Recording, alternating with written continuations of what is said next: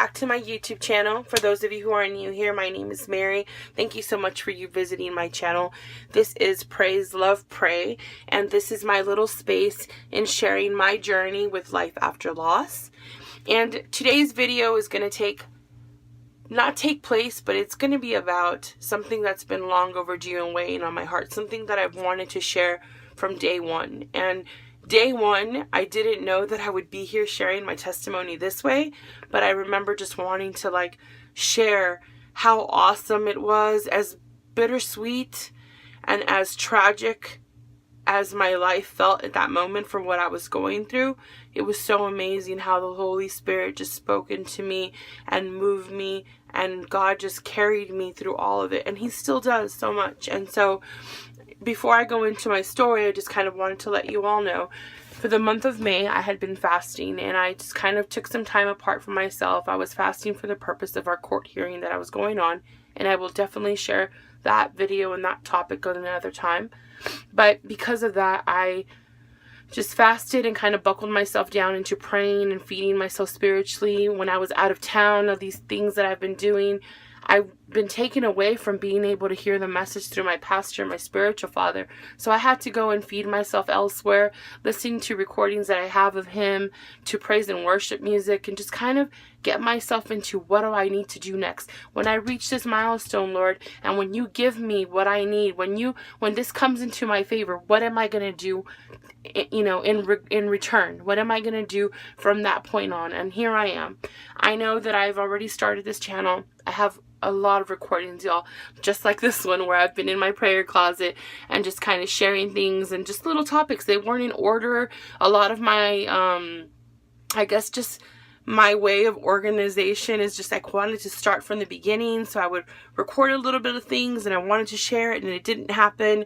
I would record something else kind of to vent, and then it was like, but I didn't post that one. So, and it's just chronologically, sometimes it's just not going to go out the way that it's happening. Here we are almost 23 months later after I lost my husband, and I am barely now here to share the story of what happened that tragic day. The day my world slipped away, in the words of George Strait. So I'm sharing that with you all today. It's long overdue, and I just really wanted to come on here and just kind of document it, and not just for the purposes that I felt led, but to share with others in hopes that it will help somebody else in this season, somebody who's dealing with loss. It might not necessarily be loss of life. It could be loss of a relationship, of a job, just kind of having to start over. And this is what my intentions are. But if somebody were to come onto this and find me on this platform and be going through this, I just want to have a sense of community for somebody who's going through what I've been through, what I'm going through now, and in all the phases, because, grieving is not easy. It's not just a short season. In my case, it's almost 23 months later, and I'm just finally finding the strength to be able to share. And I feel like by blessing somebody else with my story, by being transparent with what I've been going through, that's helping me. That's my own therapy. Excuse me. So today I'm going to take you back to July the 8th, 2016. That was a Friday morning. My family was in from Houston. We were going to have lunch. My husband and I had been together now for just about 13 years. So my family was very well versed with him and who he was. He was my family, and my family, my biological family, was very much his. So we're going to go and have lunch. That morning, my husband, he was a massage therapist. So he had a client come into our home, and he did some therapy on the client. Meanwhile, I was in my room and I was working. I was getting some work done and taken care of, because I was going to take half the day off. So I was going to welcome my family by going and having lunch at their favorite spot. For those of you who know or are in the Valley, Delia's Tamales. They don't have that in Houston, and there's nothing like having fresh tamales. There's very many times that we've gone up there and taken some with us and have had them as a midnight snack when we arrive or the next day. But there's nothing like having tamales from the Valley, from Delia's particularly, as they come out, right, fresh. So we went to go have Delia's tamales, and Milton was heading to the one in the city of Mission, and we ended up ultimately in the one in the city of McAllen. So it was just a 20-minute drive. I knew he was going to Mission, and we ended up there kind of last minute, and most of us were already in McAllen. And I couldn't call Milton because he had taken off in his motorcycle that morning. My sister was having problems with her vehicle. My uncle was in town and my mom. So I went over and picked them up and drove over to the location. Meanwhile, Milton was on the motorcycle already headed over to the one in the different city, in the neighboring city. So I couldn't call him right then and there. I waited for him to call me. He told me, "Hey babe, I'm here. No one's here yet." And I said, "Yes, I know. I was trying to, give you some time to arrive, but we ended up at the one in McAllen, so it's just a 20-minute shot down 495. Just please meet us there." He's like, "Okay, I love you. I'll see you in a little bit. Bye." Hung up. I proceeded to go on. Didn't think anything of it. Nothing was unusual. And I went on to the one in McAllen. We arrived, and as most of you know, if you guys follow me on other platforms and social media, I have a big family. So we all placed our orders and our drink orders and got the kids situated. All of a sudden, I felt super sick. I was nauseous. I felt like a hollow feeling in my body, in my spirit, in my heart, in my mind. I couldn't think straight. Meanwhile, I'm cutting up these tamales that are super hot and fresh for my child, for my baby who was 2 years old to eat, cooling them down, traced a piece of it to check the temperature, and I just felt super sick. I just felt like I looked out the window where I was sitting. I was facing the Jackson Road, and I could see the intersection of 495 and Jackson and the turning lane where Milton should have been turning. So kept looking to see it was him. For some reason, I just couldn't get him off my mind. I realized by this time that it had already been about 25-30 minutes and he never arrived. And Milton was very good about, when he rode on his motorcycle, he was very good about calling me if he had detoured somewhere else or he was not going to come. He wouldn't have just not shown up. And so it was kind of like, where is he? 30 minutes turned into 45 minutes, into almost an hour. I just felt super sick. So at approximately about noon, when he hadn't arrived and we'd already been waiting for about 45 minutes, I just couldn't shake the feeling that something was wrong. I couldn't think right. I had called him about 11 times. I sent him a text message. That morning, his phone had been acting strange and he'd lost all the contacts on his phone. And so I kept thinking, maybe he doesn't have my number memorized. But no, I called it earlier today. Just doing this checklist of, am I over-exaggerating? Am I overthinking things? Am I being just too obsessed and too paranoid? And just couldn't shake that feeling. And I just kept looking out the window. And I remember that my boss called me and everybody saw my face, I guess. And when my boss called me, my cousin Leo was like, "Is that Milton?" And I'm like, "No, that's Carl. Let me step out and take it." The whole time Carl's talking to me. He's on the island. He's going to see a customer. We're talking about work. And I just kept looking at that intersection and it was never Milton. It was never Milton. It was never him. And I just felt sick. And another probably minute went by, 2 minutes of a conversation that I partially heard. Meanwhile, I'm just kind of thinking, I need to call McAllen Medical. I need to call McAllen Medical. Hung up the phone and I'm just like, you're being paranoid. You're overthinking it. Don't think bad. Keep the, prayer and keep positive thoughts. And I just kept thinking, no, something's wrong. Something's wrong. So without knowing what to do, I called the city of Mission. I Googled their number and I said, "Hey, my name is Mary and my husband is coming from 495 in Holland in Mission and I'm in McAllen at Delia's. He's coming from the Delia's in Mission and I realize that this is not an emergency, nor am I in the same city as you all, but I feel like something is wrong and I just want to make sure that my husband hasn't been pulled over or that, God forbid, he's been in an accident." And so they're like, "Ma'am, what are you driving?" And I said, "I'm in a white F-150, but I'm not driving. I'm parked at Delia's in McAllen." And I proceeded to, continue and interrupt her by saying, "I'm not driving. I'm checking on my husband and maybe he got pulled over. Maybe he got stranded. He had been having problems with his motorcycle. Well, what is he driving?" I'm like, "He's in a 2005 Suzuki Boulevard. It's a black motorcycle. And it's just not like him not to call or answer his phone." So she placed me on hold. She comes back what seemed like a minute later. It was probably sooner. And she's like, "Ma'am, what are you driving?" And I said it again. And she's like, "And where are you located?" And I gave her the address. And she's like, "Okay, and where are you right now? And I said, I'm not driving, I'm here. And I'm just kind of repeating myself, and I'm kind of thinking, is this like lady, why is she being so redundant? Like she's making me, repeat myself. Like what is going on? And so I just felt like all of a sudden, all of the air in me just went out. And I just felt like, the air got sucked out of me, and I could see my family watching me from the window, and I was pacing, and I was sweating, and I just felt like I wanted to cry and throw up at the same time while I was talking on the phone with her. And I didn't know what was going on, so I told her, ma'am, is there something going on? Like, you're not telling me something. I'm sorry, ma'am, I can't disclose any information, she said. I'm just trying to get some more information for you. Give me a moment. She places me on hold for a few more minutes.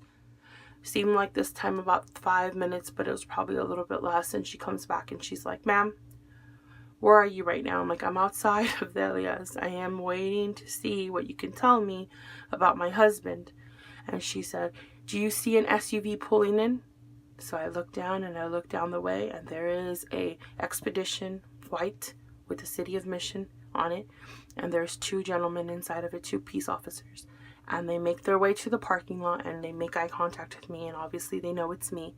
I hang up on the woman, and I rush to the window, and I'm like, what's going on? What's going on? Tell me what's going on. Is my husband in trouble? Is he okay?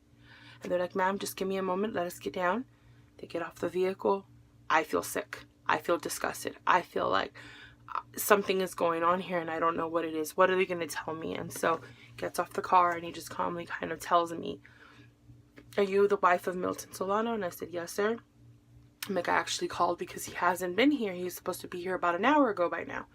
He said, well, ma'am, I'm sorry to tell you that he's been involved in an accident, and he is in critical condition, and we would need you to go and contact or go to McAllen Medical, where he's been taken in there for the trauma unit to see the whereabouts of his condition.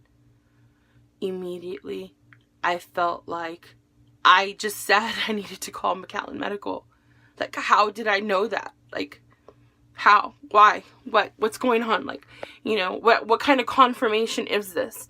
So I said, okay, thank you so much. And I just opened the door to this restaurant. I yelled, sister! And she just came to me, and I'm like, you need to take me to McAllen Medical. Something's wrong with Milton. I don't know what's going on, but you need to take me now.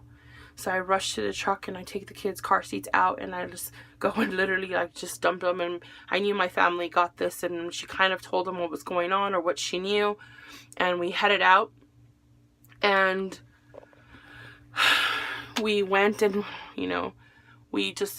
I was praying. I didn't know what to do. I just kind of dropped my head down, and I was like, God, no weapon formed against me shall prosper, Lord.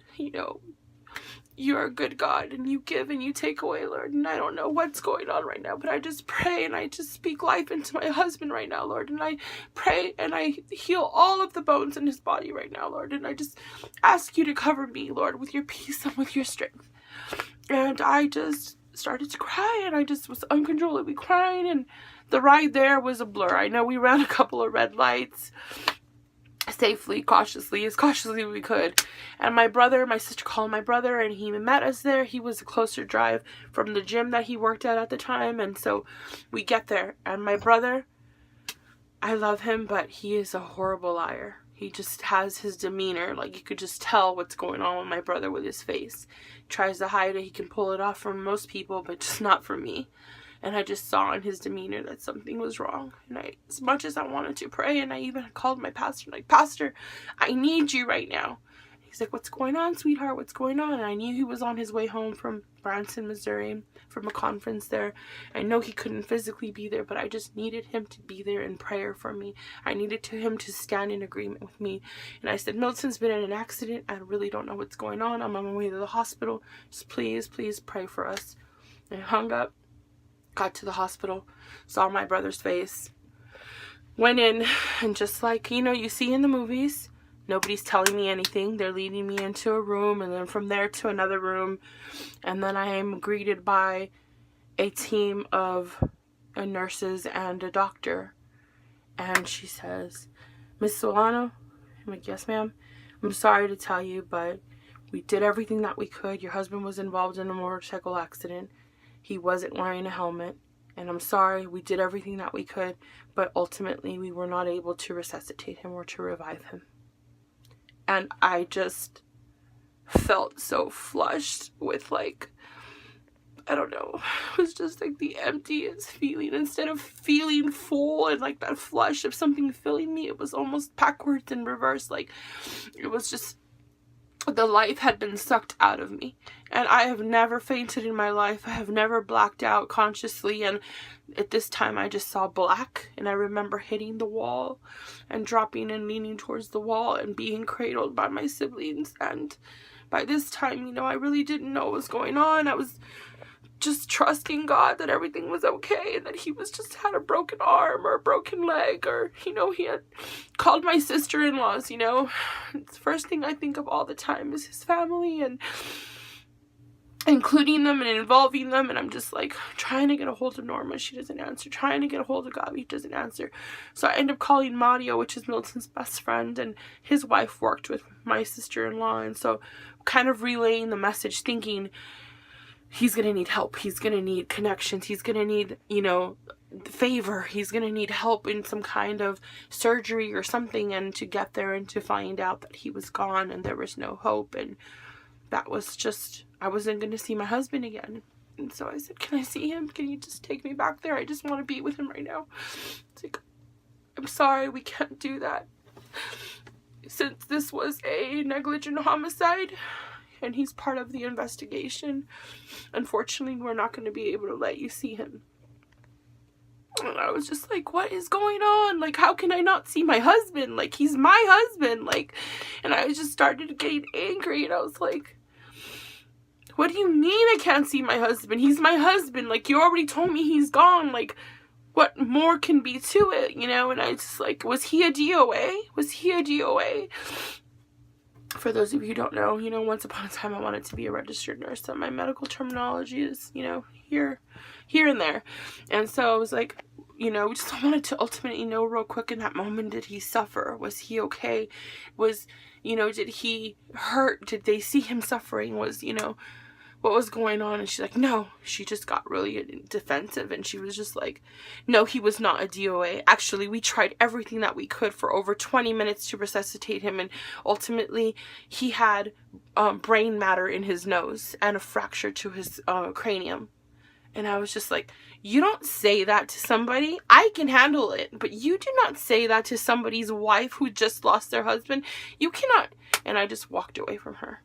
And at that time I looked at the hallway, and my sister-in-law had gotten there, and then one of our biker friends, family, you know, members came in, and it was just one after another. And I just like, how could this be real? Like, how can I utter the words, he's gone, and just everybody, ultimately you could just see their demeanor change so much, and how they were so affected by it, and how it was so unreal. Like, Milton, you know, like someone who spoke life into somebody, into lives, into so many lives, you know, he was just such an amazing man. And how could this be real life? How could this be my life? I still say that now, like, how could this be my life? But that's what it was. So I wasn't able to see him, and I just waited, and I knew what the process was, because 7.5 months before this, you know, we had gone through this with my stepson, with my oldest stepson, and he passed away of negligent homicide. And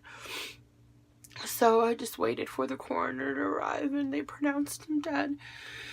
And I say he graduated into heaven, and I left there. I left, and I didn't even know what I was gonna do. How was I gonna tell my kids? Like, you know, everything that I knew was coming. I'd done it before. I'd stepped up and put my game face on and been there for my husband just under 8 months ago, and helping him prepare for a funeral and for the celebration of life for his firstborn child. And now I was doing this for my husband. Like, the other man in my life, like, was my stepson, and the other man in my household, I mean, like, at one point they both lived with me, right? My husband lived with me, and my stepson lived with me. And now it was like both of them were gone within 7.5 months. Like, it was just unreal. I wasn't able to see him. They didn't change their mind, and the coroner came and took him, and I knew what needed to be done. So I continued, and I just kind of soldiered up, and God gave me the strength. by all means, he gave me the strength to walk out of there. And I had my fits of crying and just breaking down and being like so taken back by what was going on. But I just immediately, I went to the funeral home and I just started getting the paperwork processed. I knew it was a weekend. I knew that the autopsy, that the coroner wasn't going to be able to see him until over the weekend.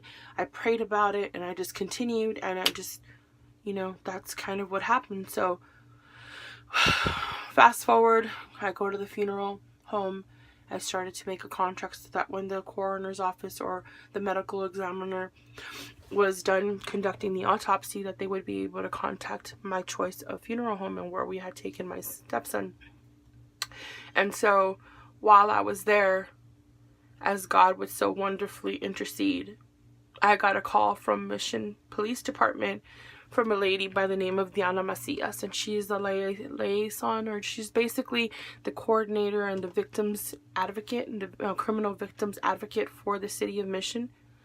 And she had heard about my case, and she called me and she pulled me in and asked me, I'm only going to be here to 5 and I'm not going to be here on Monday, so could you please come in? I know what's going on and I'm so sorry for your loss, but could you come in and just fill out some paperwork so that we can get things going for you? And so I did. My sister took me over there.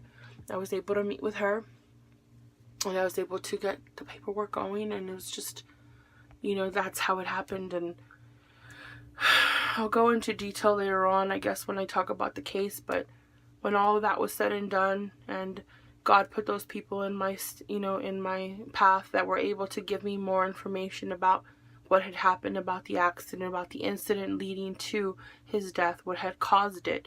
You know, it gave me such a peace of mind, like right there immediately, knowing who she was and how old she was, and this coward, what she was doing. And at that time, I just thought she was texting and driving, or on the phone and driving, distractedly driving. And I left there and I cried and cried and cried and cried all the way to my, you know, childhood sanctuary, my grandma Yaya's house, my grandpa Mayo's house, and my children were there. They were waiting for me. And I remember going in and everybody just kind of just looking at me like, you know, like, I'm so sorry. Like, everyone was so sad, you know. Milton was their family too. And I walked to the backyard and my children were just so innocently playing and just having a good time in the sun and enjoying the summer break. And I had to sit down with my babies, my 2-year-old and my 6-year-old, and just say, mostly to Sabrina, and just sit down and tell her, baby, I have something that I need to tell you. And I don't know how I'm going to do this, and I don't know how we're going to do this besides God's going to be with us, but I just need to tell you that Daddy was in an accident. And she's like, is he okay, Mommy? Is he okay? I said, Mom, yeah, Daddy's better now. He's okay. He's in a good place, but I'm so sorry to have to tell you, baby, but Daddy passed away. And my heart broke again, like as if it couldn't break any louder. It shattered into another 100 pieces. Just telling my kids and seeing their faces, their little faces, her little face. She understood, and he looked at me like if he understood, but I knew he really didn't grasp it, and I just couldn't believe that I was saying those words, you know. But that's how that day occurred, and I spent the rest of the afternoon or the evening with my family, and they carried me and they did everything for me. They helped me with the kids, and you know, we had to come home to an empty home, and he didn't greet us, he didn't call me, he didn't sleep next to us. It was just the longest day of my life. It ended up turning into like almost a week long of not sleeping, but it was just, God is so amazing, y'all, that he put all these people, even in the ugliest situation, even in the worst tragedy of my life, he put all of these people together ultimately for pieces of a puzzle that I'm still putting together now, 23 months later. And so I just wanted to share how it happened, how it went down when I lost my husband, the things that I went through, and the kind of like the weight that I've been carrying all this time, you know, documenting it for my children, just to say that we're able to sleep now better. We know Daddy's in a better place, but even almost 23 months later, we still have no justice. We still miss him, and we just still feel like we can't wait to be in heaven so that we can reunite with him. So for anyone who's going through loss, a husband, family member, whatnot, I share my other stories with y'all, but I just wanted to come and just share July the 8th, 2016 with you all as the most tragic day of my life. And I just wanted to open up and share those details with everybody because I just feel like it needed to be said. And now that we're moving forward with our court and our trial, I just felt like it was time to start journaling and to start putting myself out there and like being more transparent about what I'm going through, because by all means, y'all, I try to be strong and I come out here and it's not that I'm putting up a front. I am seriously, truly happy. I love my life so much. But sometimes those waves of grief, it's just like waves. Like sometimes it's a shallow wave and it hits and it's there and it's at your ankles and it's just there and it's, and then you come on a wave and it just overtakes you and it just, comes over you and you just feel super, you go backwards almost and you're just shaken and you're just, it's just hard to come over. It's hard to overcome those sometimes. So you're not alone if you're going through loss. If you've lost your parent, even if you're as an adult, your parent, your loved one, a best friend, whether it have been cancer or all of a sudden have been an accident or a motorcycle accident or something like that, just know that you're not alone. So many of us grieve, and it's something that we are not raised and taught how to deal with. But we lose people all the time. There's no age group that you should teach this, but you should teach this to your children. You should teach this to yourself. You should stay prayed up and just, not necessarily expect it, not necessarily fear death, not necessarily fear losing someone, but by all means, love out loud. Love the people that you love out loud. Tell them all the time that you love them. I'm so blessed that I always told my husband that I loved him, but I have so many text messages and so many messages that I could look back on because that love was so loud for so long. I just thought that it was going to be for a lot longer, but it's just, just how it says, if tomorrow never comes, right? You just gotta tell those people that you love them and that you appreciate them. And even if paths take you a different location and our lives take us to different places and we lose touch, even if you love those people still, just let them know. Just pop in on them. Just keep yourself connected. Keep yourself in prayer. And at all times, like, keep the faith. So thank you so much for hearing me out, guys. I really appreciate you. This is, I guess, number 1 for June, my first session in June, and I shall be posting it up here pretty soon. So again, thank you so much for your time. Leave a questions, comments, anything else maybe that I didn't cover. I'm kind of rambled on. It's been a long video, but thank you for bearing with me here, and I'll see you in my next video. Bye.